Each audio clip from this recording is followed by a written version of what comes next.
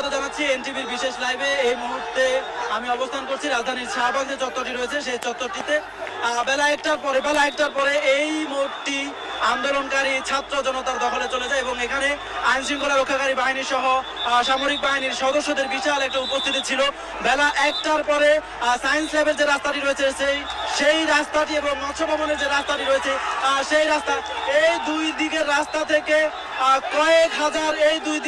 থেকে কয়েক হাজার ছাত্র জনতার মিছিল এখানে এসে পৌঁছায় এবং তখন সেনাবাহিনীর সদস্যদেরকে ফুল দিয়ে আন্দোলনকারীরা এই যে মোড়টি আছে সেই মোড়টিতে অবস্থান নেয়। তারা এই মোড়টি এখন সম্পূর্ণভাবে অবরুদ্ধ করে দেয় এবং এছাড়া এখানে সেনাবাহিনীর যে সামরিক বাহিনীর সদস্য রয়েছে তাদেরই শুধুমাত্র উপস্থিতি রয়েছে। তারা আন্দোলনকারীদের নিবৃত্ত করার চেষ্টা করছে। এখানে আইন শৃঙ্খলা রক্ষাকারী বাহিনী পুলিশের যে সদস্যদের উপস্থিতি ছিল তারা এখন শাহবাগের যে থানা রয়েছে সেই থানার ভেতরে অবস্থান নিয়েছে। তারা আজকে আইন শৃঙ্খলা রক্ষাকারী